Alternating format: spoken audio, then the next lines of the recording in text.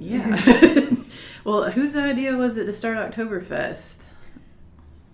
When I first came here, we were encouraged by Bruce Rochester to get involved in community affairs and join community clubs, service clubs, which I did. I first was in a community club with him, and then I was wondering one day, I said, where is the Chamber of Commerce office? He said, well, it's not active anymore. I said, are you kidding me? Why don't we have a Chamber of Commerce? He said, well, it sort of went by the wayside. I said, well, we need to restart that. So that's the first thing I did. And I was also the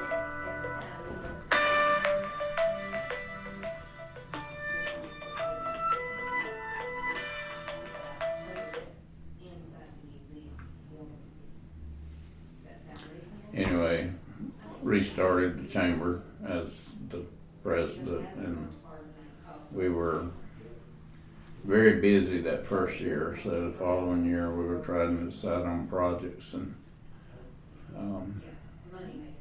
we thought, me particularly, that since we're a German town founded by the German Colonization Society, it'd be good to do some sort of German event. And then we were trying to think, well, why do we need one?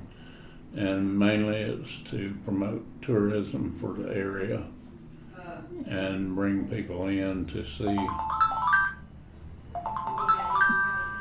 us and visit, because this is, and always has been, sort of the gateway to the North Carolina mountains, but we needed to give people a reason to stop. Right. And giving birth to Oktoberfest was sort of like having a baby. It was a whole lot of work. And I had my directors and I going all over the southeast to look at festivals everywhere, and we knew about the little town over in Georgia that has Oktoberfest and is a German town, and we didn't want Walhalla to be another German town like that, which is strictly devoted to tourism. But we wanted to celebrate our heritage, and being a Lutheran, where most of our German settlers built that church to start with, we thought it would be good to celebrate our heritage. And I'm not German, I'm Scotch-Irish and Indian a little bit. But we have a strong Irish history here too for the railroad as well. Definitely. So what were those earliest ones like, other than the near beer year? Well, that was just, you asked me what was some of the biggest problems we had. We wanted to have, and I left a 5-year plan when I quit directing it. We wanted to have arts and crafts and games for the children and rides for children, and something that the community could get behind, i.e. the churches and the ladies groups. So German food was a big bonus and plus, and we had a lot of churches doing everything from cakes to German food, and they still do. We tried to start a juried arts and crafts to begin with, and it was sort of a hit and miss. We had really great artists and craftsmen there, and what we wanted to do and did do for the first 4 or 5 years was have really great artists and craftsmen coming from all over practicing their art on the field, because that's very interesting to watch. A potter throwing pots, or somebody caning chairs, or making glass, or any of a number of things. But it's also interesting if you're just a spectator. See you later, brother, to watch.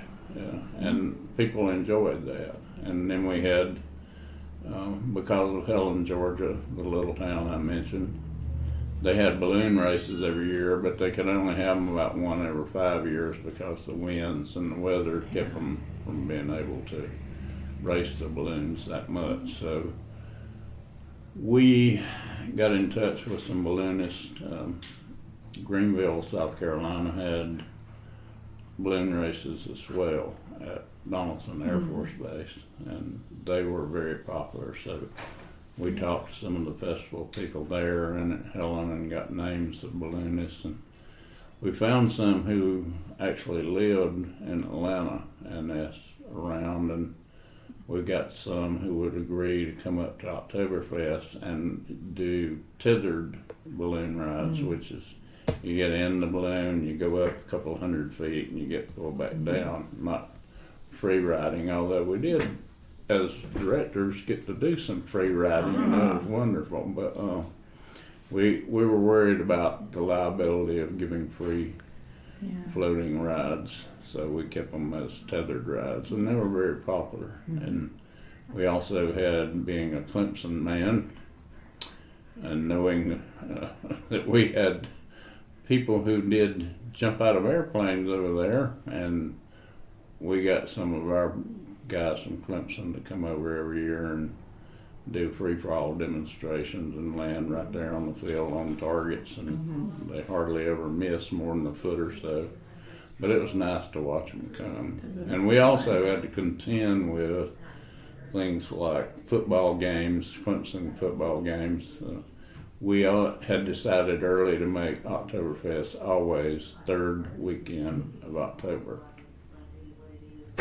Sometimes we had wonderful weather, sometimes we had rain, snow, sleet, just all sorts of different things, but it stayed steadily the third weekend in October. Who else? The two main goals. Were there any major challenges with that? I'm sure there were.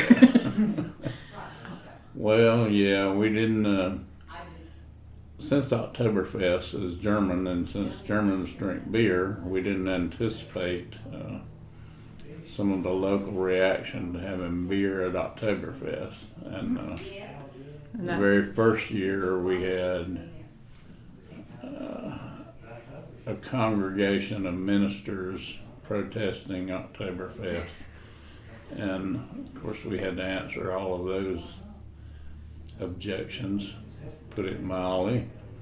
But long story short, the very first year we had near beer. I don't know if you've ever tasted near beer, but it's almost like one of the worst things you can swallow. Yes. And it doesn't resemble beer in any way, shape, or form. But the next year, I don't know if I really want to get into this. The next year I agreed to have a debate with one of the strongest objectors, ministerially wise, to Oktoberfest on the radio.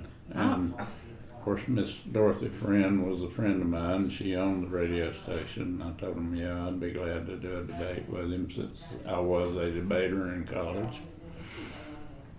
And my uncle was the probate judge here, had been forever. Okay. Do you mind telling us who? Judge Ballinger. Do you mind telling us who the debatee was? I'd rather not, but he was a Baptist minister, one of the largest Baptist churches. Okay. And he was a friend of my uncle, the probate judge, J.W. Ballinger. Yeah. Did that? And J.W. told him, you don't really want to debate him, but he was adamant he did. So we went to the debate, and as we started and were being introduced on the radio, I said,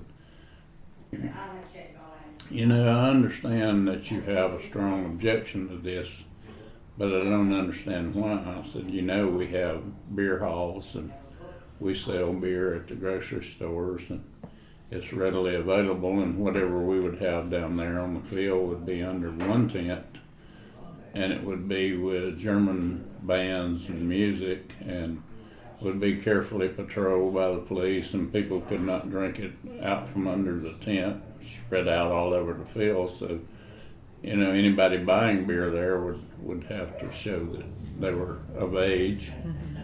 And I said, but I'm here to debate you, but I got one question.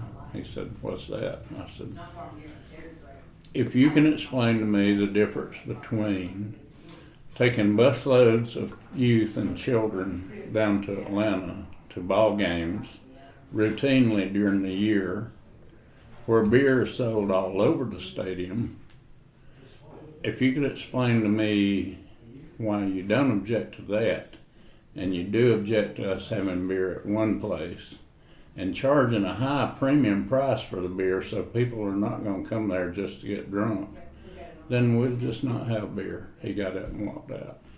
And that was the end of the debate. That's a good point.